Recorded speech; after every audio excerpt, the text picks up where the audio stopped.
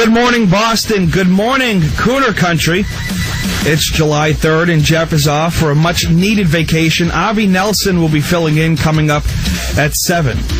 Until then, I thought we should go back and listen to some classic Kuhner, and we'll start it off with what I think is Jeff's most brilliant monologue. And I know many have given brilliant monologues in talk radio, from Rush to Glenn to Savage to Levin, but I would put this up against any of them. It clearly defines what the conservative Tea Party movement is all about. Enjoy what we have come to call, I am an extremist. Extremist, extremist, extremist. That's all they say. That's the only argument they have. They throw smears and labels, slanders and lies. You can call a horse a cow 1,000 times. It still doesn't make it a cow. Now, to oppose an 18 or 17.3, soon to be an $18 trillion debt. We are now the most indebted country in the history of the world. Who's the extremist? The ones racking up this debt that's going to bankrupt this country? Or the one who says no? So being for a balanced budget, that's now extremist. Think of this. To defend the Constitution of the United States, to defend the First Amendment, the Second Amendment, the Fourth Amendment, the 10th Amendment, to defend this country's founding document, that's now extremist. To say that to give amnesty to nearly 20 million illegal immigrants who have come into this country illegally, who are bankrupting our healthcare and education services, who many of whom are abusing the welfare system. How many of them are criminals? My God, Matthew Denise, this 23-year-old motorcycle rider, was run over and killed by a drunken illegal alien. And this is happening in cities all over the country. And here is the point the liberals don't want you to know. No other country in the world even contemplates giving amnesty to illegal aliens. Not England, not Germany, not France, not China, not Russia, not the Middle East, no country in Latin America, not Mexico. So, who's the extremist? The ones who want to defend our borders and the rule of law, or those that want to run roughshod over it? On Obamacare, now we've realized millions of people lost their doctors, lost their health plans, cancellations now by the millions, premiums skyrocketing, jobs being decimated and killed. My God, you even have the CBO now coming out and saying this is a job killer. In fact, the CBO has now come out and said when everything is said and done, 31 million Americans are still going to remain uninsured. Who is the extremist? The one wrecking the healthcare system? Or the one defending the greatest healthcare, or what was the greatest healthcare system in the world? I can go on example after example. The one who wants to prevent Islamo-Nazis in Iran, who want to openly wipe out Israel and kill another 6 million Jews? Who's the extremist? The ones who are coddling them and appeasing them? Repeating the exact same mistakes of the 1930s? Or the ones like me who are saying, I stand with the Iranian people who despise those fascist mullahs in Tehran? That I defend the institution of marriage between a man and a woman? A position that's held by over 90% of people in the world, in every culture and every civilization going back thousands of years. In fact, the very definition of marriage is between a man and a woman. So who is the extremist? The ones that want to fundamentally transform the basic institution of society and in fact use the courts to openly block and deny the will of the people in referendum after referendum. Or the one who says, like the Constitution, I believe in federalism. Let the states decide how they want to deal with marriage. Who is the extremist? What I want all of you to know is this. We are the mainstream. What the left has done in this country, brilliantly, is they have co-opted the English language. Notice the elite anti-American socialist media is considered the mainstream media. They're not the mainstream media. They're the non-mainstream media. They're completely outside the mainstream. Here, I'll give you one more example. Almost every major media outlet in the country, liberal outlet, CBS, NBC, ABC, CNN, MSNBC, Boston Globe, Washington Post, New York Times, I could go on and on, support partial birth abortion. After 5 months, they say, no, you shouldn't put restrictions on abortion. You should kill the baby 8 months, 9 months. Hey, it comes out of the womb. Kill it. You can kill it. Just kill it. Just dump it in a garbage can and move on. Okay? That's their position. That's the position of most liberals and progressives in this country. Now, I want you to think about this. There are only 4 countries in the world that legalize, 4 of all the 200 and some countries, only 4 legalize abortion after 5 months when a woman is pregnant. The United States, Canada, North Korea, a Stalinist hellhole, and communist China. Who's the extremist? Wendy Davis? Chief Spreading Bull? Barack Hussein Obama? Or Jeff Kuhner? They're outside the mainstream. They're outside the American mainstream. They're outside the world mainstream. But for speaking the truth, you are an extremist. Now, let me get to the final point. Because now the game is this. They can't deny the radicalism and rabid anti-Americanism of MSNBC and now much of the left-wing media. Now that's been exposed. So now to try to discredit those of us on the right who love the Constitution, who believe in God, country, and family, who believe in individual liberties, who believe in our Judeo-Christian heritage, who believe in individual freedoms, as my good friend Michael Savage puts it, who believe in language, borders, and culture, the essence of a healthy, successful, free society. They now want to equate the lunatics on the left with those of us who want to restore the greatest country and republic in the world. So let me then say this to this 339 texter. Look at the term you used. It's the most revealing term of all.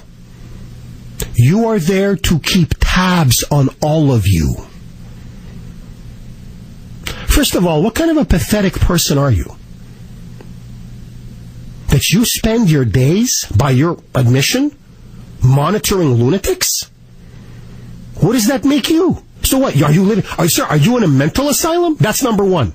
Okay? But number two, and more importantly, unlike you, I believe MSNBC should be on the air. Unlike you, I am like the old liberals. I said it before in the show and I'll say it again. The liberals used to say this. They no longer say it because they're no longer liberals. They're now socialists. I disagree with your opinion, but I will fight to the death to defend your right to say it. I've never once said take NPR off the air. I've never once said take MSNBC off the air. I've never once said ban or censor the Boston Globe or the New York Times or the Washington Post. Because unlike you, I genuinely believe in tolerance. If Ed Schultz wants to spew his leftist vitriol, that's his business. If Chris Matthews wants to stand there and demonize the Tea Party and conservatives, KKK, and play the race card all day and all night, that's his business. What are you, the Stasi? What are you, the Gestapo? Let me tell you what the communist secret police in the former Yugoslavia said to my grandfather.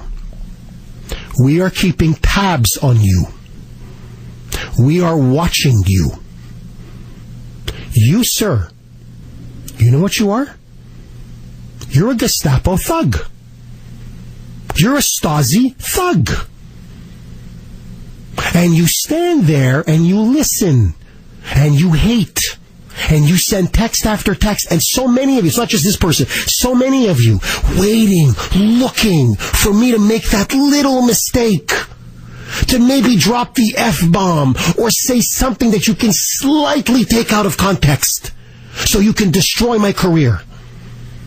Just as you went after Glenn Beck because of his success on Fox News. Just as you've tried to push Rush Limbaugh off the air with an advertising ban. Just as you've tried to gone after Michael Savage. Those are the tactics of the Nazis and of the communists. We keep tabs on you. Watch what you say. And we are the thought police that will determine what's permissible and what's not permissible. So, let me ask all of you this. And let me ask my critics this. A secret surveillance state has now been exposed. The Director of National Intelligence, James Clapper, openly admitted it recently in testimony, was erected after the 9/11 attacks through Section 215 of the Patriot Act. Behind the corridors of power, in secret, monitoring our emails, collecting every phone call and phone record that we make. Behind our backs, even behind the backs of most members of Congress, we have erected a soft police state. Who's the extremist? The one who defends freedom? The one who defends openness and transparency in government? The one who defends the Constitution and the individual liberties of the American people? Or those like you that cover up for it? Who is the extremist? Now the FCC wants to place government monitors in every media newsroom in the country. This is now a blatant attempt to bully and intimidate every news organization. Who is the extremist? The ones who are cracking down on the media like Putin does, like Chavez does, like the Chinese do? Or the man who stands for basic press freedoms and an open and free media? No. I'm not the extremist. You are. You are. And all of you that do not have the guts, do not have the courage, and I'm going to say this openly, with all due respect, and I mean this, with all due respect, you do not have the principle, the integrity to stand up for human rights and basic freedoms. You know what made this republic the greatest republic in the history of the world? Because most of our forefathers weren't people like you. 58,000 dead in Vietnam. How many boys on the beaches of Normandy? Go to Gettysburg and see the graves. Here in Boston, do yourself a favor. Walk around and see where the Patriots fought the British to give us something that has never been done before.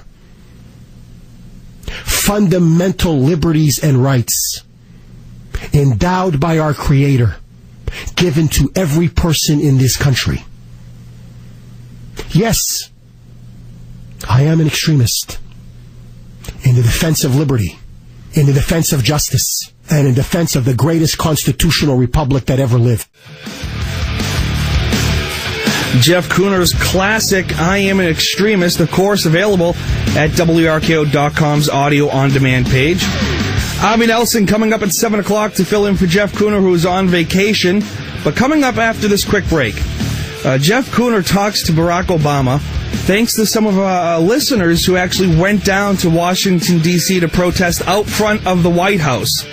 And then after that, Jeff takes on a liberal caller. Always a fun segment here at the Kuhner Report. That's all next, right here on the Kuhner Report on the great WRKO. Back here on WRKO, the Kuhner Report. Jeff Kuhner on vacation. Avi Nelson coming up at 7. And we're going to listen to some classic Jeff Kuhner segments that we've had here on WRKO. This one, courtesy of some listeners that went down to Washington, D.C. to protest out front of the White House. Frequent caller to the Kuhner Report. His name's Kevin. We call him OK Kevin on Kuhner Country. He calls up Kuhner from outside the White House. Jeff, we're representing you in full force here today. All right? Kevin, can you turn the speakers, the amplifier, turn it towards the White House? Because I'm going to talk to Obama directly. I'm going to talk to the dear leader directly. Everybody position the various speakers, okay, towards the White House. Jeff has a few words for Obama. All right. Kevin, thanks, buddy. Listen, thanks for calling, and give me a follow-up tomorrow, my friend. Tell me, is the spelling of Obama O-B-O-M-B-A, bomb? Obama? I mean, yeah, unbelievable. It's just, you couldn't make this stuff up. Give a eulogy of the late Dr. Martin Luther King Jr. on his 50th anniversary, the assembly with B.J. Clinton and Jimmy Earl Carter in the White House. All right. And you go from the, Kevin, listen. Took bombs away. All right, I need you guys, turn up the volume, turn the speakers up, hang up now. I'm going to speak to the president in 15 seconds. Will do. I'm speaking to Obama. I'm going to address Obama. I just need you guys to turn up the speakers. All right. We'll do so. Okay, thanks, Kevin. You got it. Thanks. You got it. Bye-bye. All right, so we got to do a count till 15. Because it takes about 15 seconds, get everything set up and everything. So I want the White House to hear. I want that criminal in the White House to hear this. I want him to hear this. Okay. This is going to be very loud. This is being heard across near the White House. So this is now blaring all over there. This is Jeff Kuhner, Boston's bulldozer, here on WRKO. Mr. President, the dear leader, I know you know me. I know I'm on your enemies list. I'm the guy that keeps you up at night. Now, I'm telling you, on behalf of all the American people, we don't want your illegal, immoral, criminal war. And my question to you is a simple one, you fraud, you liar, you. Why do you want us to side with Al-Qaeda? Why are you so determined that we get involved in Syria so we can arm and use our Air Force as Al-Qaeda's Air Force? Have you forgotten the anniversary of tomorrow? Have you forgotten how many Americans were killed 13 years ago by Al-Qaeda? And now you stand there with your $1,000 suit and your big Dumbo ears, and you stand there and you want us to bomb that country on behalf of the rebels who are tied to Al-Qaeda? There's only one word for that, Mr. President, dear leader. It's called treason. So why don't you do this country and the people of the world a huge favor? Go back to the south side of Chicago, because you're nothing more than a cheap community organizer, a third-rate constitutional law professor, and a hustler. You're nothing more than a con man on the make. And you know what? The con is over. You have any honor and dignity? Resign and go home. Because if your mother didn't tell you, I'm telling you. You're a loser. There you go, Jeff Kuhner addressing the White House. Thanks to some listeners who brought down some speakers, and they set up out front of the White House, and Jeff blasted through right into the Oval Office. Coming up next, Jeff Kuhner talks to a liberal caller with the heavyweight championship of talk radio on the line. Don't miss it right here on WRKO. Welcome back to the Kuhner Report. Harvey Nelson coming up at 7 a.m. Right now we're listening to some classic Jeff Kuhner. He's on vacation. Happy 4th of July, everybody, from Jeff Kuhner and everybody here at the Kuhner Report and Kuhner Country. Jeff Kuhner takes on a liberal caller. Stephen, you're up next. Thanks for holding. Welcome. First of all, let me make 3 points quickly. Sure. First of all, genius. It's not just the United States and a few countries in Western Europe that allow same-sex marriage. Secondly, I find it amazing. Who else? Who else? Oh, who else? Brazil. Okay. Argentina. Okay. South Africa. Is South Africa in Western Europe? Genius. Oh, whoa. Wait. Easy, Stephen, easy. You're foaming at the mouth already. I am foaming at the mouth. Of course you are. I know, because you're a liberal. That's what you guys do. Listen. No. Let me ask you this. The overwhelming majority of countries in the world. You want me to start listing them? What you said. Whoa. Hey. Don't change what you said. Take it easy. Russia, India, Eastern Europe, much of Africa, much of the Middle East, much of Asia. I'm talking China. I'm racking up billions of people now, Stephen. The overwhelming majority of the world does not allow for same-sex marriage. Number one. Number two. Whoa. Number two. Would you not agree that every major culture, every major civilization, every major society for the last 5,000 years has defined marriage between a man and a woman? Do you live on planet Earth or do you not live on planet Earth? No. Okay, can I make my other 2 points? Okay, so you've lost that one. You don't want to acknowledge reality. Go ahead. Point two. I've not lost that one. I find it amazing that you, who is unable to procreate in your marriage, can stand and say, oh, if you cannot produce a baby, your marriage is not valid. I never said that. You just said that. You said that to Barney Frank. Listen, genius. Oh my God, you're incredible. You're incredible. Let me ask you this.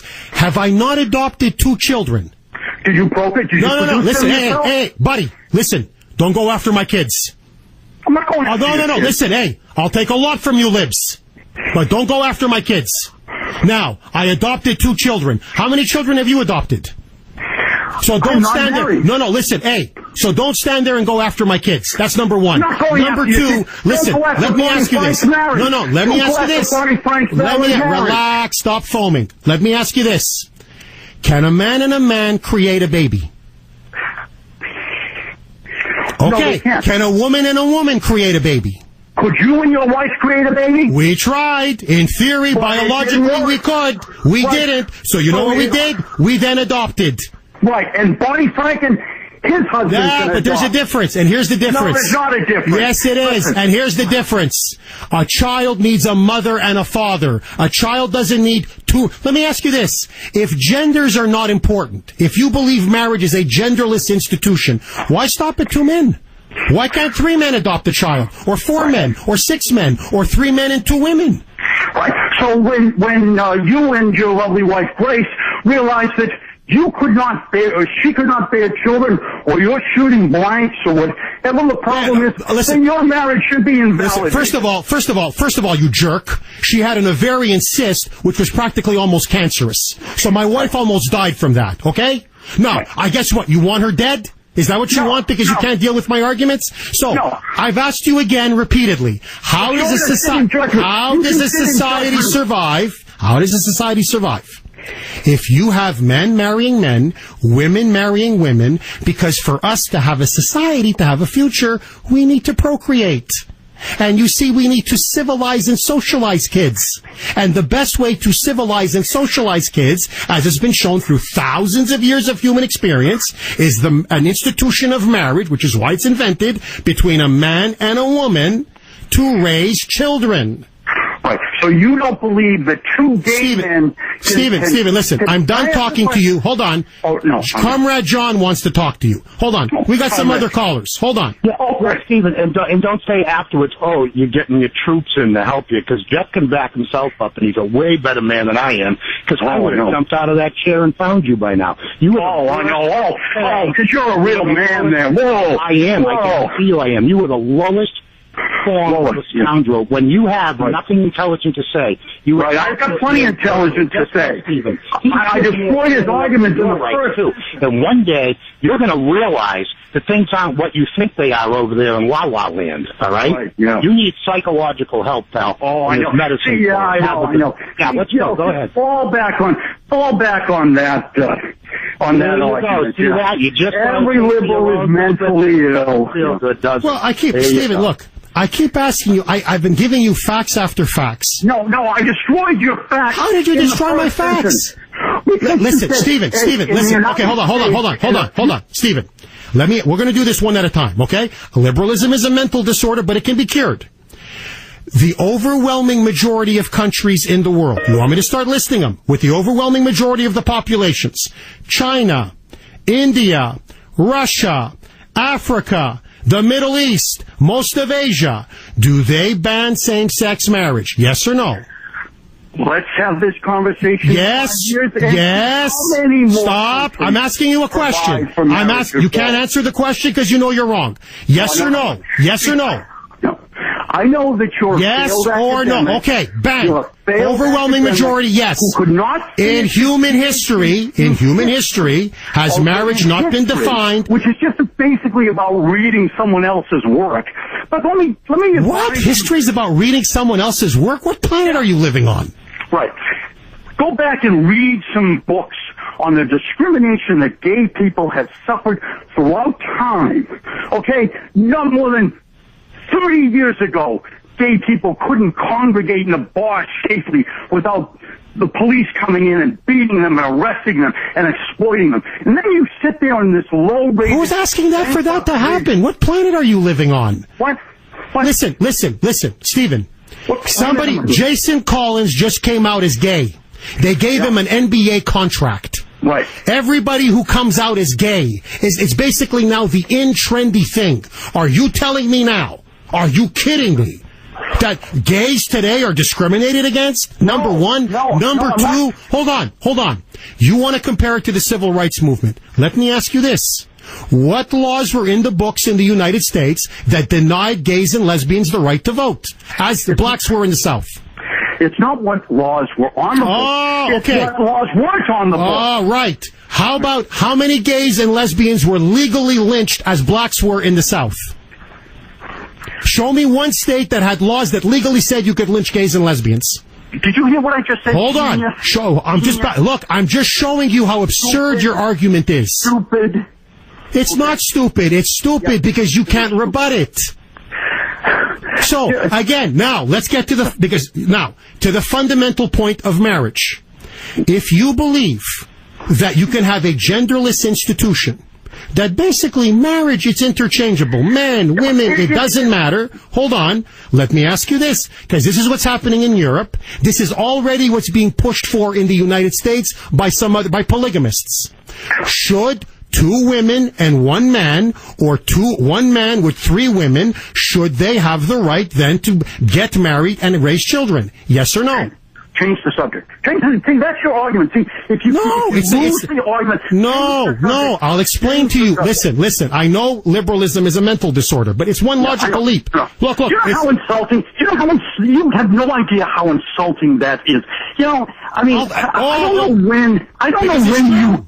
When you failed... No. You attack my children. Okay? You attack my children. You attack my wife. But let that go. I don't care. Okay. I'm a forgiving man. Because I'm a Christian. I forgive you. And then when you were on WTNT... Right. Listen, look. And you were so... Right, listen. Listen, Stephen. Partner. Stephen. And I work for the Mooney paper. I'm not... now I work for the Moonies. Now I work for the newspapers. Right. Look at the ad hominem attacks. Right. So... which you do every day. Right. So then why do you listen? Hold on. Keep him on, folks. Keep him on. Listen. Keep him on. Listen. Let me ask you something point blank. If I am this KKK hater, if I am this bigoted hater, why are you putting words in my mouth? Why are you listening to me? What? Why are you listening to me? Why do I listen to you? I listen to you for 2 reasons. Okay? I've explained this to you before. I listen to you because I have to be reminded that there are people like you and the March of the Miserable every day. You know, Mike and Brenda and Russ, who thinks he's the smartest guy. Get to the point, Stephen, come on. It's amusing. Let your meds kick in and focus. Right. Hey, why do you have to... You know how insulting that is to people who... You just stand there and insult caller after caller after caller who frankly made brilliant points on the show. I did not call them mentally ill. Okay? No, you're just calling us a bunch of bigoted racists. What? I called it the March of the Miserable. Yeah. You just call us a bunch of bigoted racists. I didn't say... See, you're putting words in my mouth. Now, notice, Stephen, I let you on. I know you let me on. I've let you on for 10 minutes. I've tried to let you give your point of view. Now, does Ed Schultz do the same? Does Rachel Maddow do the same? I don't listen Does to Chris Stephanie Matthews Miller. do the same? I don't listen to Stephanie Miller. I don't listen to Rachel Maddow for the same reason. I don't like people who... Do they allow the opposing view on their shows? Yes or no? What? Excuse me? Do they allow the opposing views on their show? Yes or no? Stephanie Miller doesn't. Oh, Rachel Maddow doesn't. Ed Schultz doesn't. You see, but I do, and I'm the intolerant one. That was Jeff Kuhner taking on a liberal caller. Right here on AM 680 WRKO. Jeff Kuhner on vacation. Avi Nelson coming up at 7. When we come back, Jeff Kuhner talks to Pat Buchanan. Right here on the great WRKO. Back here on the Kuhner Report, Avi Nelson coming up at 7. Jeff Kuhner on vacation. Happy 4th of July, everyone. Right now, we're going to take a listen to Jeff Kuhner talking with Pat Buchanan about the conflict in Syria. Welcome back to the Kuhner Report. This is Jeff Kuhner, Boston's bulldozer. 617-266-6868 is the number. We're now joined by best-selling author, nationally syndicated columnist, and prophetic anti-war conservative Patrick J. Buchanan. Pat, thanks so much for coming on the Kuhner Report. Delighted, Jeff. How are you? I am good. I'm good. Pat, listen, you've been hitting them out of the park the last couple columns on the war in Syria. I'm reading your latest one. It's absolutely dynamite. What you basically argue the next 72 hours will be the most decisive in the career of House Speaker John Boehner. Pat, tell us why.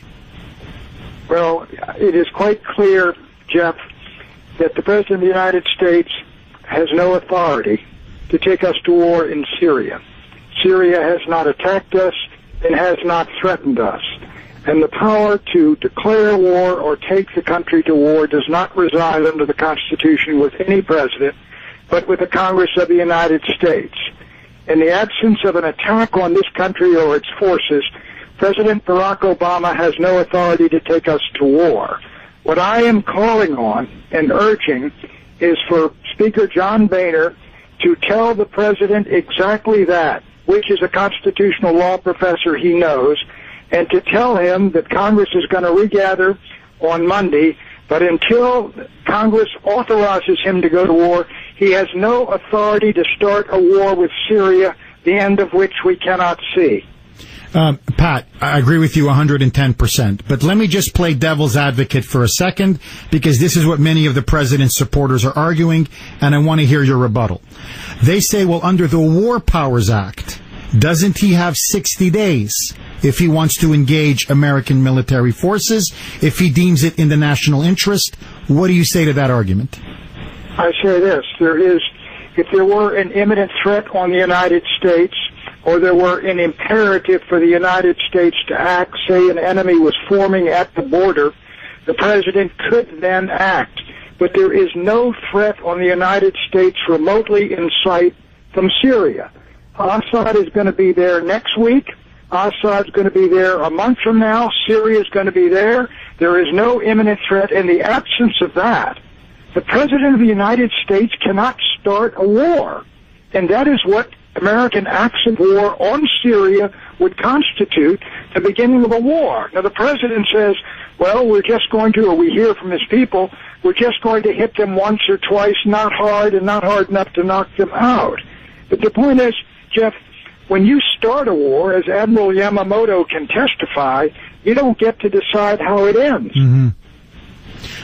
Pat, let's just say John Boehner basically acts as Obama's poodle, lays down, doesn't convene Congress, doesn't hold a vote to authorize this criminal military action. Is John Boehner's career finished in your point of view? If you have a courageous Republican Party, if I were one of those young conservatives, one of them for Virginia, has asked Boehner to recall the Congress. Many Democrats have joined in. It was 116 of them. It is now, as I understand, 150 members of Congress say, call us back and let us debate and decide on war. Now, if Boehner rejects that and does not stand up for the prerogatives of the Congress of the United States or the House of Representatives of which he is Speaker, and I were a Republican, and he colluded in war with Barack Obama, this unnecessary, unconstitutional war, I would, in the Republican caucus as a young member, stand up and vote to take him down as Speaker and to get a new leader for our party. And Margaret Thatcher did exactly that, Jeff, when she was tired of the leadership of her party, which wasn't doing what she believed was right. Pat, let's just play this thing out. Let's just say what looks quite likely. The Congress will not be recalled. The president will go ahead with his illegal, immoral, and criminal war in Syria. We start bombing, say, 40, 50 military sites, airfields, military assets. Is the president then a war criminal, and should the Republicans demand that he be impeached? That would be an impeachable act for the president to start a war where the American people are opposed to the war. The Congress of the United States has not authorized the war. The Security Council has not authorized any war. Even the Arab League hasn't authorized a war. It would certainly be an impeachable act. The question is, Congress too cowardly to stand up for its constitutional right to declare war or authorize war isn't going to impeach anybody. So that would be the problem. But the point is, I think it would mandate a clear change in the leadership of the Republican Party. You know, Jeff, a year ago, and I just saw, or several years ago, and I saw it on television, not only Barack Obama made this exact statements I'm making right now, Joe Biden said it would be an impeachable act. Let me tell you a story. I was in the White House in April of 1970 when the president called me down to his office, hideaway office, and said, Pat, you're not to tell anybody this, but I want you to write a speech for me because we're going to go into Cambodia. We've been bombing them already, and I said, they know we're coming, sir, if we've been bombing them. He said, no, we've been bombing them a long time. And he ordered American forces into all 8 sanctuaries of the communist Viet Cong who were attacking and killing Americans in Vietnam. And people said that was an impeachable act, an expansion of the war to a country that hadn't attacked us. I believe Nixon was right, but there's no doubt that Syria has not attacked us or threatened us or represents any threat whatsoever that the president can't go to Congress and get authorization. Pat, in your view, why? This is the question all of my callers have been asking and texting. Why? Why now? Why this campaign? Why Syria? Why this war? Why is the president doing this, in your view? There is one motivation which people ought to recognize. The president has egg all over his face. He went and foolishly said that I have a red line. If they start moving chemical weapons around, that crosses my red line.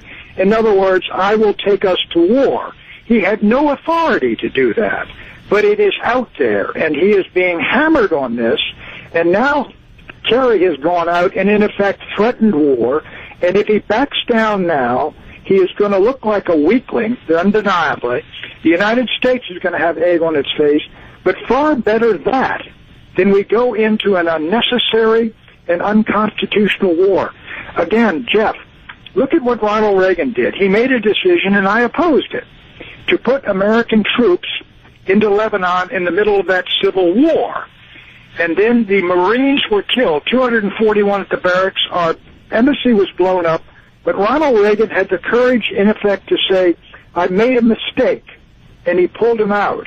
And this is exactly what Barack Obama should do, to start an open-ended war now with Syria, which has allies in Hezbollah and Iran and backers in Russia, on behalf of a cause where the dominant force is Al-Qaeda, which is responsible for killing those Americans, is just utter folly. News at the top and bottom, talk in between. And you and I are here to tell them that's enough. This is AM 680 WRKO, Boston.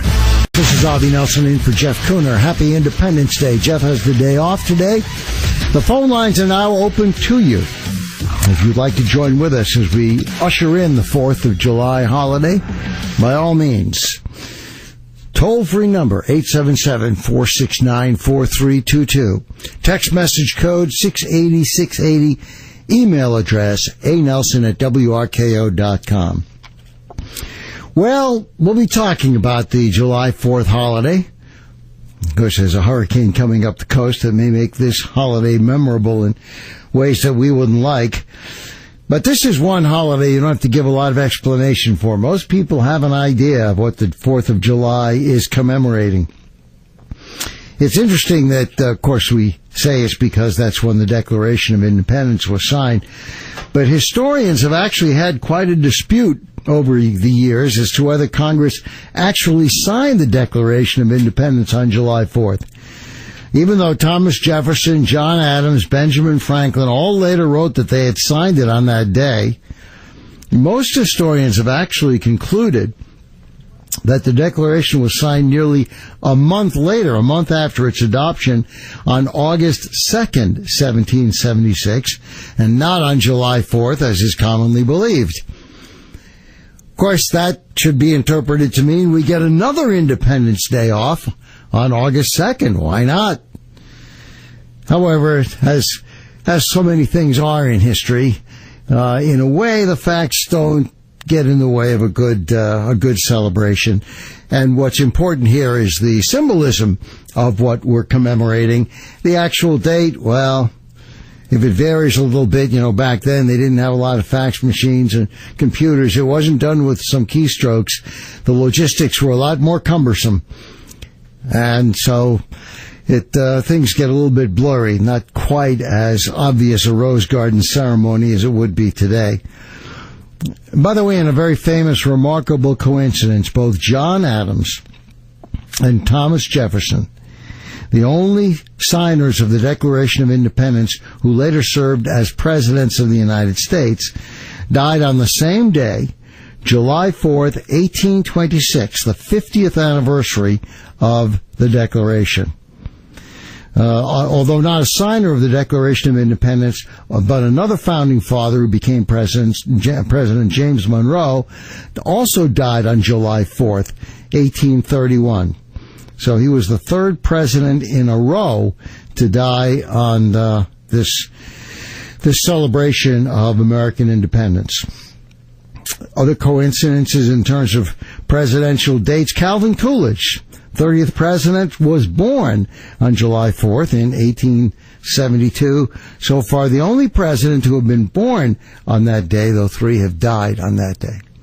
So, happy July 4th, perhaps a bit in advance of the day, but I must say, when I came in this morning, driving in, I was surprised at the amount of traffic. I figured by this time the roads would be empty, as if everybody had already gone on vacation. But there were a fair number of people going into work. If you are one of them, I guess our congratulations, or is it condolences? In any case, hang on, the 4th of July is coming, the full holiday, and it conveniently, of course, connects with a weekend, so people get extra time off, I guess. Some people have been taking it even earlier than that. If you're just joining, good morning. This is Avi Nelson, in for Jeff Kuhner, who has a well-deserved day off. And if you'd like to call and talk about things, I guess we'll have it a little bit more flexible today because it is really the holiday spirit. 877-469-4322 is the phone number. 680-680 is the text message code, and the email address, anelson@wrko.com. There will be a big fireworks and Esplanade concert this evening, which means that Storrow Drive is closing at noontime. So plan accordingly, and the traffic patterns will be disrupted. The special service on the T, and I guess that's a mixed blessing to some people who have to get from point A to point B, but, well, it happens only once a year.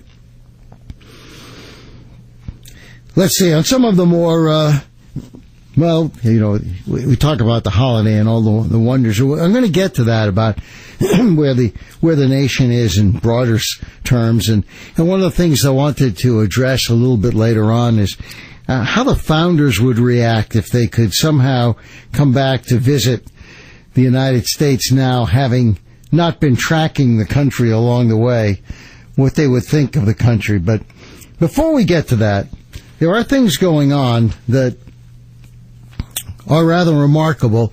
I guess what I have most amazement about is what's going on at the border. We have tens of thousands of kids coming in, being dumped on our border, and the remarkable situation that the President of the United States authorizing through his executive administration that these kids are being bused and flown all over the country. Now, some of them have even come to Massachusetts. I understand there have been some in Lynn, some in Chelsea. If you can put them on a bus or put them on a plane, why do you take them to other parts of the country? Why not take them back to the countries whence they came? If they're being shipped here to be dropped off into this country, and we think that they don't belong here, and we have transportation facilities, why not take them back? There are apparently real problems with regard to disease, and though I was reluctant at first to believe it, there seems to be a rather remarkable amount of government boundary. There was a congressman, I think it's Jeff Bridenstine. I just saw saw an interview with him just this morning. He actually tried to get into one of the facilities and was prevented from going in. Now, he's a member of Congress. He represents the American people. He represents us. And he said when he wanted to talk to the person in charge, I don't even remember the title of the person in the executive department that he wanted to talk to, the man wouldn't talk to him. He said, send an email. And I find it astounding that these facilities are being put off limits to a ranking member of Congress, somebody who has every right to go in and try to understand what's going on. Now, they went to a place in California, and the people there took matters into their own hands and actually there were a few hundred in Murrieta, California. The mayor had called for this. The mayor had said, we can't take these people. We don't have the facilities for them. And sure enough, there were a crowd of estimated to be 200 to 300 people in downtown Murrieta, surrounded 3 buses carrying immigrant detainees, as they're called. This just happened Tuesday afternoon, causing the buses to turn around before they could drop off the kids in Murrieta. The last I heard, they had gone to a place in San Diego or near San Diego. What's going to happen, I don't know. But that's what it's going to take. It's going to take people standing up and saying, we're not going to do it. Now, remember Nancy Pelosi has already said this is an opportunity for the United States, an opportunity for her. But nobody wants to be unpleasant with regard to children. On the other hand, we don't have unlimited open facilities for people who are coming in who may be disease-ridden. And Lord knows, let's not make it they're fleeing gang violence. Let's not make it that none of these kids are connected with gangs. We just don't have the place in this country, nor should we. I suppose there's some kind of perverse consolation that the United States must be a better place for all our problems and challenges, must be a better place than other places in Central America, which is the reason that the kids are coming here. By the way, the influx also is motivated by the fact that they've been told, that is to say the people in El Salvador, Honduras, etc., that you better get your kids here now because sooner or later the Americans are going to wake up and they're going to stop this. Well, I hope we wake up sooner rather than later. It's a heck of a way to spend July 4th, huh? Good morning. If you're just joining us, I'm Avi Nelson in for Jeff Kuhner, who has the day off. And if you'd like to join in the conversation, our phone number, 877-469-4322. Text message code 680-680. Email address, anelson@wrko.com. 603, text in, How are the kids getting here? Walking thousands of miles? Who's providing them food, money, and transportation to travel thousands of miles?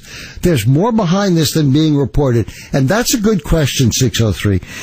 Some of these distances are on the order of 2,000 miles.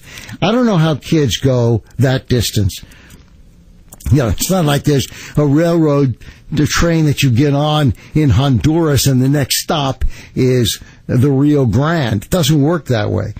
One estimate that I saw that is that it costs $5,000 to $8,000 to make that trip. Now, somebody, of course, if that's the case, somebody's getting rich on this, but if these people are so poor and conditions are so bad in the Central American country they're leaving, how can they afford $5,000 per kid to get them to this distance?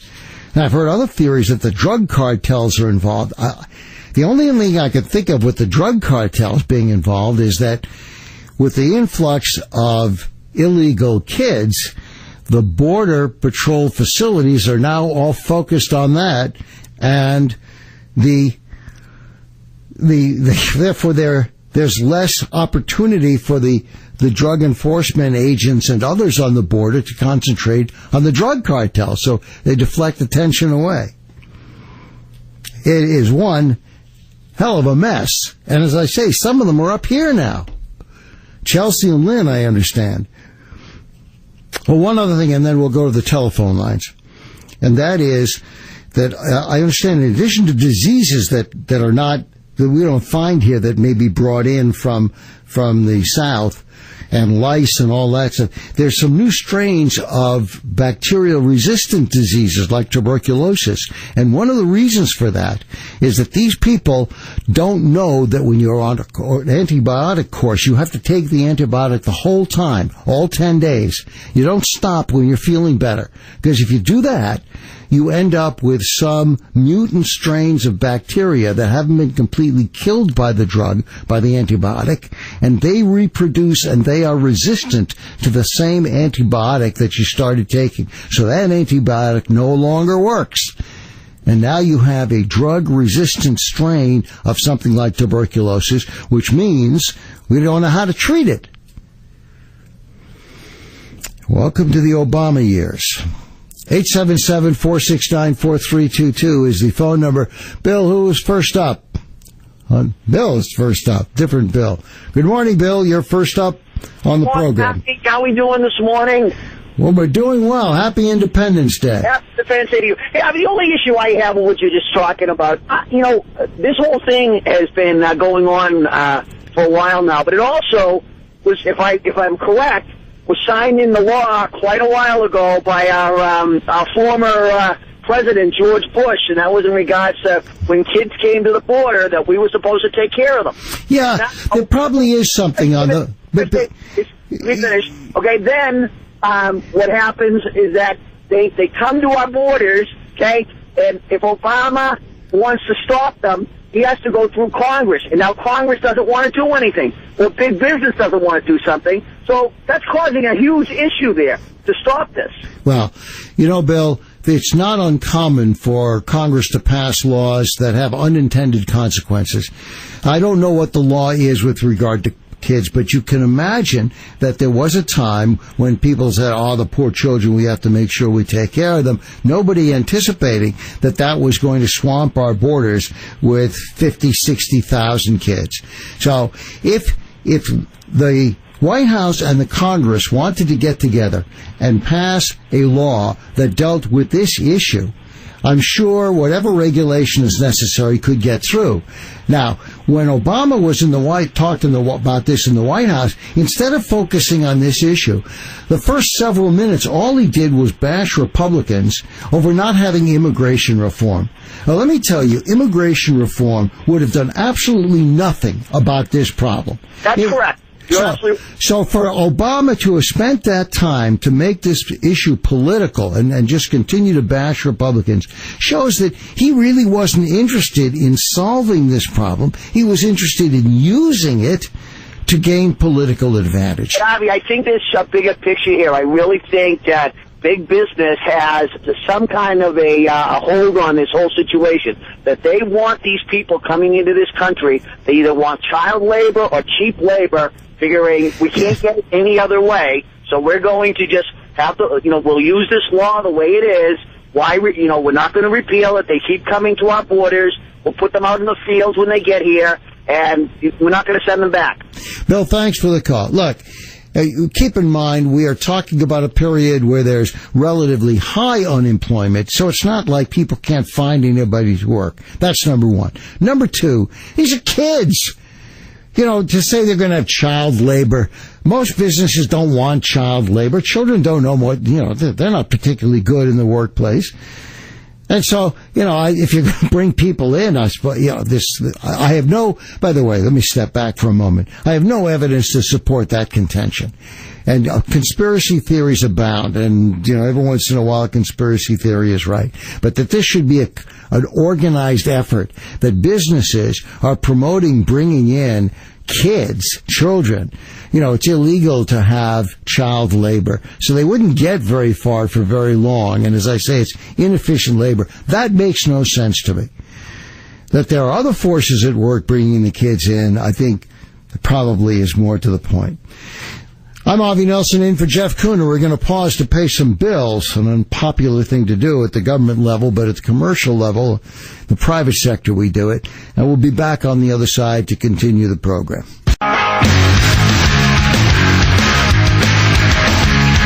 Good morning. Welcome back. Happy Independence Day. Independence Day holiday. Tomorrow it is. Tonight, lots of fireworks and goings on and celebration. Everybody at least knows what this holiday is all about. I'm Avi Nelson in for Jeff Kuhner. Jeff has the day off, well deserved. And Jeff, hope you enjoy your holiday. 877-469-4322 is the phone number. Text message code at 680-680. Email address anelson@wrko.com. If you're just joining us, after a few introductory remarks about Independence Day, we'll get back to that a little later on. We've started a discussion with regard to what's going on at the border because I find it astounding. Tens of thousands of children who have made journeys that apparently can run up to a couple of thousand miles are being dumped on our border. Obviously, from my point of view, encouraged by Obama's laxness with regard to his handling of illegal immigrants, encouraging that if you come here, especially if you're young and you can connect with the family, then you're going to be treated with some kind of soft response, and eventually you get to stay in the country. So it's encouraged this, and now we've got a real problem. Disease-ridden, probably at least some of them are gang members, and they're being bussed and flown all over the country, including some up here. I understand some have come to Chelsea and some to Lynn, and that's what we are talking about, trying to figure out what's going on and what should be done. I'll mention again that there was a congressman who was prevented from going into the facility where they're down at the border to take a look at what's going on. A congressman was actually prevented by government security agents from going onto the grounds. I find that remarkable, that the American people's representatives are not allowed onto the facility. My goodness, what is happening with this executive branch of government? 877-469-4322 is the phone number to the telephone lines. Mike, good morning. You're next on the program. Good morning, Avi. How are you this morning? Fine, thanks. Great. Listen, I'm a former Lynn resident, and I still love jumping on the website for the Lynn item and reading stories about storage rooms and schools having to be cleared out to make room for more students. They're literally teaching kids in basement classrooms and things like that, makeshift classrooms, because there is no room. Now, this is because of these illegal immigrant kids that have been bussed up here or flown up here? It's been going on for years, absolutely. But when it's a story in the paper that they're literally cleaning out storage rooms to make more room, and then of course the next discussion is, well, then we need to build a new school, right?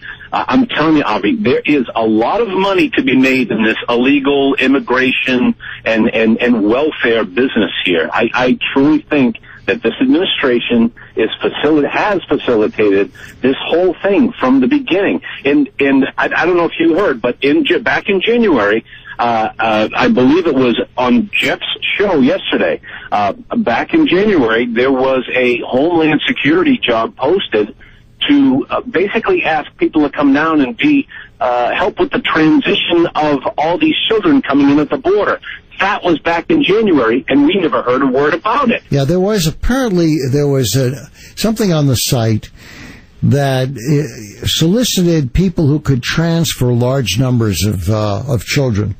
And nobody, the question is, why was that there a few months ago? And look, I am not a big conspiracy believer, but I gotta say that some of the stuff going on now certainly encourages people to think that something's happening.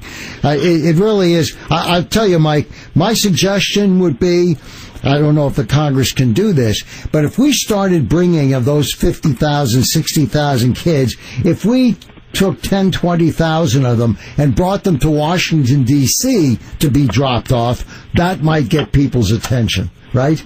Then the politicians would do something. I 100% agree. And every bus that's approved, every airline, every flight, everything that's approved, we need to know it, and we need to know who approved it, because this stuff just isn't happening because some kids are showing up at an airport and saying, take us to Hanscom Field in Bedford, Massachusetts. There are groups, there are organizations that are putting these things together, and it's all getting signed off and paid for by somebody. Follow that money. That's what I want to know. One last question, Mike. Do you miss Lynn? I'll tell you right now, and I'm not joking, yes, I do miss the city of Lynn. The city of Lynn is really, it's filled with a lot of great, great people. There are some sections in Lynn, unfortunately, that leave a lot to be desired, but it's a great town, and it's got great potential. Okay, but yeah, and I kind of like Lynn. I've been there. It's got a great auditorium in City Hall. Do you think of moving back in? No, sir. No, I'm actually a little bit north now. But you know what? That's just what happened to me. It just sort of how my life unfolded. It wasn't anything against the city of Lynn by any means. Good. Thanks for calling, Mike. Thank you. By the way, another strategy here that would work well is all the U.S. senators. I haven't heard word one from Markey or from Warren. Have you? Has anybody heard anything from them? Let's bring a half dozen or 10 to their house, right? Bring them in so that they can feel the real issue, be part of the people. Instead of, California where the protests were against the buses, bringing the kids to the town Murrieta. Well, that's far away from the East Coast. But if you bring it to the homes of the senators, then they'll get the message and maybe something will happen. Trouble is, who's going to coordinate this? And incidentally, Mike brought up a point that we keep coming back to, and that is, how is this happening? You don't get 50,000 children. 50,000 children. These are children. You don't get them all on the border without somebody doing some serious coordination. Now, these are kids. They're not going to be able to organize it themselves. Somebody has done something here, and it would be nice to get to the bottom of it, but the politics are really ugly. Some people have texted in that you should call them undocumented Democrats. Well, of course, they can't vote yet, but they're going to be connecting with people who do, and the very issue itself galvanizes the Hispanic community. I haven't quite understood why, because you'd think the people who came here legally would be all the more upset about the people who are trying to come here illegally. But anyway, the Hispanic community gets upset about this, and that just means more votes for the Democrats. 877-469-4322, the phone number. Sort of a heck of a way to spend the celebration of Independence Day, right? Don, good morning. You're next on the program. Morning, Avi. Hi. Hi, how are you today? Fine, thank you. Great. Maybe like a sort of unrelated topic. I just want your opinion about this Andrew Tom Marisi, the Marine that's down in Mexico, in the Mexico jail. I want to know what's the motivation of President Obama not to have this guy freed. I can't think of any other president that would not make just demand to have him freed. Is he that sadistic that he just hates gun owners or something? There's nothing, if I'm a president, there's nothing politically that I would not do to get this guy out of jail. You're absolutely right. He's on my list for today, especially as we talk about Independence Day. I saw an interview yesterday with his mother, Jill Tamaresi, who's quite articulate and apparently is in daily contact. Just to bring you up to date on that, apparently the next court date is July 9th. And they being the family, they have more confidence in the current attorney than in some of the previous attorneys. But that attorney, this is Tamaresi's attorney, has said that no, this has to go through the courts. There isn't any other way to do it. You can't do this diplomatically. I just don't believe that. Don't give me that business that you can't have pressure brought by the President of the United States. He ought to be on the phone, an off-the-record conversation with the President of Mexico, who said, and just tell him, I want that Marine back in this country. You know, Don, we gave $1 billion to Mexico, and there's another $900 million slated to go from the United States to Mexico. I don't know how much good it's doing, but money talks. And there's other leverage that the United States has. If the president, so why is it the president doing that? I don't know. Yeah, because I just said it. I don't know his motivation. He is a sadistic guy. You're absolutely right. I'm flabbergasted. What possible motivation could there be? After all, think about it. If he engineered the release of Tamaresi, Obama, would look like a hero. Exactly. So, it's in his political interest, and he could spin it with the Democrats and all the rest, and John Kerry could be preening and strutting around. It doesn't make any sense. And to let one of our Marines, especially, look, I would lobby for the United States applying leverage to get one of our Marines back, even if the Marine had done something wrong. But what did he do here? He made a wrong turn where the signage is bad. It's easy to make the mistake. He immediately acknowledged the mistake, and Mexico is making a big thing of it at a time when, if anything, Mexico should be trying to get on the good side of the United States. It just doesn't make any sense. And Obama ignores the whole thing. I thought wouldn't it be a nice gesture from the White House if Obama stood up and said, I'm not going to play golf until Tamaresi is back in the United States, and then he and I will play golf together. Even a symbolic statement like that would be useful. I cannot figure it out. I do not understand why the President of the United States, the leader of the free world, for all the leverage that he has, public and private, and especially private, this thing could be done in a day. I don't know what it takes, what words have to be said, whether it's a pardon, an excuse, a newfound reconsideration. Call it what you will. None of us care. He ought to be back in this country. Instead, he's languishing in prison. He had some serious episodes before. Now he's going to go through the Mexican legal system. How would you feel if you had to do that? Huh? That would be really comforting. 877-469-4322 is the phone number. Do we go back to the phones? We do. Mike, you're next on the program. Good morning. Yeah, good morning, Avi. Yeah, I witnessed the illegal immigration import here. On 93 yesterday, I saw a bus, kind of like your typical yellow school bus, but it was a government bus, like a gray type bus. And the traffic was slow, it was hot and humid, and I looked beside me, and there was a busload of, they were Spanish people, and they weren't children. I would say half the bus were young adults to adults. And the only thing missing on the bus was it looked like something out of Tijuana without the farm animals on the roof. Well, except Mike, you don't really know who was on that bus, right? I do too. You do? Okay. Hey, I've been down there. Let me tell you, Harvey. What? It was like seeing, in other words, bathing beauties in the middle of Alaska in December. That's how obvious what it was. Okay. So let me understand this, Mike. You were on Route. And I found out they went to Salem, New Hampshire. That's where those buses were headed. I found that out. I called somebody in law enforcement. They said, "Yep, they're going to Salem, New Hampshire." Though that bus. And that's not the only bus that's arrived in New Hampshire, by the way. Now you're saying that, but let's make it clear, Mike. You're saying that this was a busload of illegal immigrant children that were on their way to Salem, New Hampshire, right? I'm saying they weren't children. I said they were half adults and some children. Okay. And they were tipped, and I'm telling you exactly what I interpreted. How do you know that they were illegal immigrants? Because of the political awareness and the public awareness of these buses traveling our roads into the cities from the southern border. What else could they be? Oh, wait a minute, that's different. I don't know what else they could be. Maybe they're on a day trip to a day camp in Salem, New Hampshire. You know, if we're going to make a case here, Mike, we got to have it. We have to have it solid. So I'm asking how you knew that this was a busload of illegal immigrants.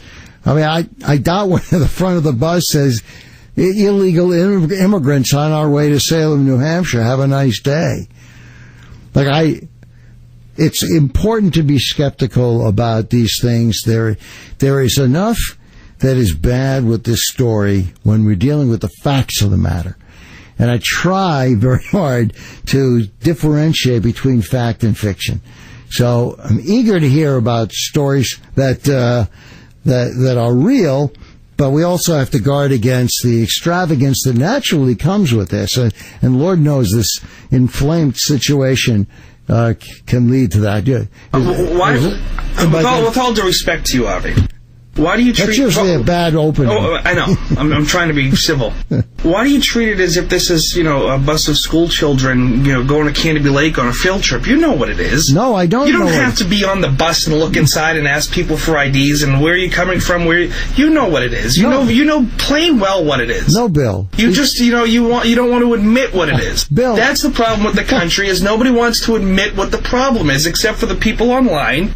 I think one of the problems with the country is that people jump to conclusions that they want to have without having the facts of the matter. We have all the facts. No, you don't.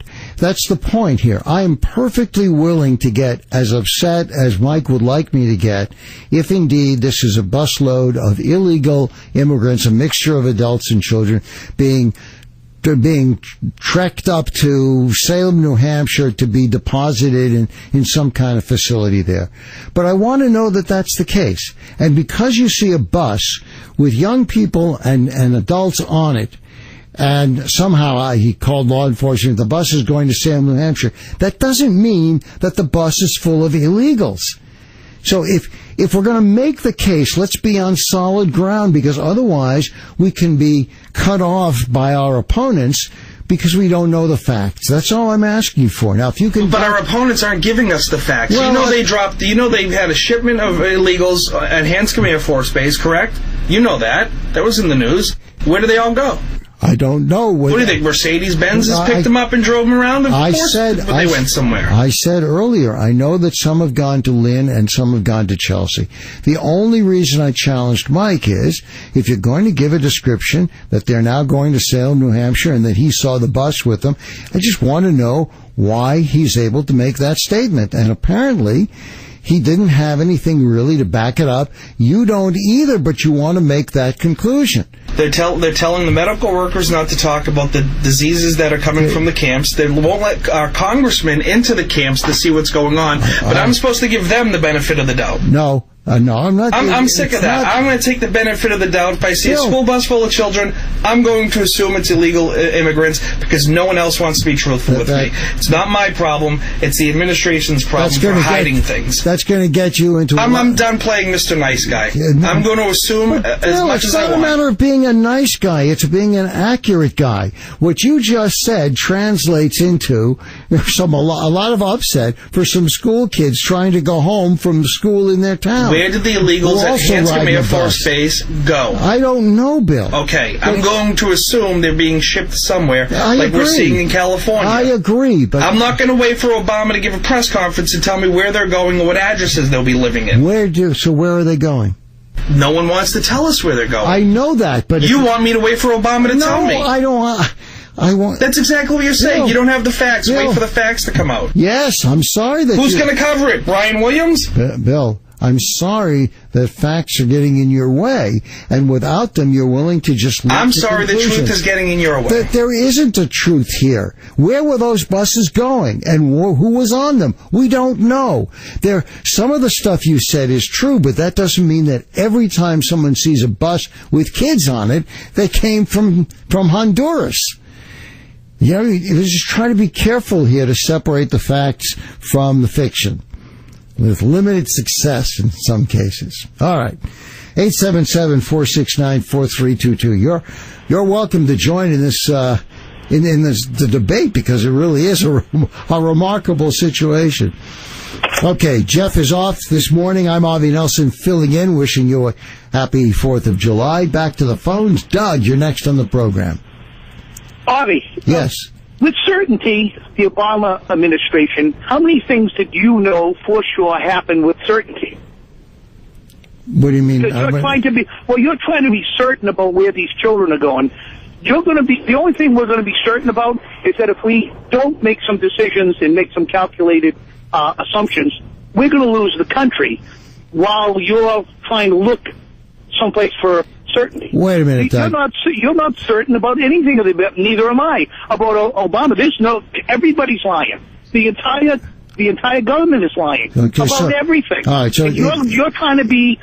I'm trying to do the facts. That's right, Doug. Now, this all started, remember, I was the one who brought up about what was going on at the border. I was the one who mentioned the congressman couldn't get in. I talked about the protesters at Marietta, suggested that if we could put kids on the bus, we ought to send the bus back to Honduras. All these things I stood and I agree, and I talked about Obama, how he went out to the Rose Garden and blamed the Republicans for immigration reform instead of dealing with the issue. I criticized Obama with regard to his handling or not handling of the Tamaresi problem. The only thing I challenged was a caller calls in and said he saw a bus with people on it on 93, and then he tells me call law enforcement, it's going to Salem, New Hampshire, and I'm supposed to, from that, accept the allegation that this was a busload of illegal immigrants. Now, I drew the line. I'll draw the line there. That the possibility it probably could have been. It could have been. Most likely was. Oh, no, most likely. It could have been. We don't know what it was, Doug. You've got enough facts on your side. You don't have to go in to the waters of uncertainty. With this administration, I believe that if we keep on waiting for the facts, they're such liars, all of them. A Republican, Democrat, all of them. They're lying to us about everything. It may be, Doug. If we wait for the facts, we're done. Well, Doug, if you don't wait for the facts, if you invent things or allow yourself to be misled by material that turns out to be fallacious, you'll find yourself then later on in the embarrassing position of losing credibility. That's precisely my point. You've got enough facts on your side, on our side. There's enough here that's real without going off into the fields of uncertainty and taking anything that somebody says and immediately saying, it must be the case. The point here is to make a case based on facts so that we can then come up with good policies. Now, it's a little surprising to me that there's such energy here over one observation of one bus on 93. We've got real stuff going on, and now everybody's all upset that I just didn't immediately say, you're right, it must be a busload of illegal gang members. Hey, that's what this business is all about, is trying to find out what's actually going on so that we can take real action and not end up being contradicted and confronted by people who said, what you said is untrue, and therefore I'm not going to believe what you're going to say next. So, to your point, just one more point, and then I'll never speak to you again. Should I just assume the IRS did nothing wrong because I got to wait for the facts to come out? Should I assume Benghazi was done because of a YouTube video because the facts haven't come out yet? No, of course not. Should I assume we want to arm rebels in Syria because I've got the facts from the administration? Bill, some of these things, some of the list that you just went through, some of them we do have the facts on because we've seen news reports and we know what is going on. And I'm not suggesting that when you say, should we ignore what's going on? No, we should be searching for the facts. But what we shouldn't do is just merely jump to conclusions when we haven't had a chance to come and do the research for the conclusions. That, this is how you get to the earth going around, the sun going around the earth. Of course the sun goes around the earth. Just look at it. It needs some research. We have to go a break after that? Okay. Pause. This is a factual matter of having to do commercials. And we'll be back on the other side. In for Jeff Kuhner this morning, I'm Avi Nelson. Welcome back. This is Avi Nelson in for Jeff Kuhner. It's interesting to see, some of the text messages which are on both sides of this. People upset with me because I just, one person accused me of being too rational. He doesn't want to listen anymore. As if somehow, because somebody makes a statement about a bus, and I question, well, how do you know who's on the bus? People are all upset. I'm just supposed to assume that, he says they're illegal aliens, and I guess they must be. There's a lot of horrible stuff going on with this whole issue. Let's stick to the facts of the matter, which include 50, 60,000 people, kids, on our border, some of them coming with diseases, some of them probably coming with gang affiliations, and they are being sent all over the country, including some of them up here. Some of them have come to Lynn and Chelsea. We heard about the demonstrations in California when some people blocked the buses from coming to Murrieta, California, and the buses had to turn around. That's what ought to be done in other places as well. If we're so good with buses and airplanes and maybe some ships, let's ship these people back to where they came from. Pause to update what's happening in the world. Back on the other side, in for Jeff Kuhner this morning. I'm Avi Nelson. News at the top and bottom, talk in between. And you and I are here to tell them that's enough. This is AM 680 WRKO, Boston.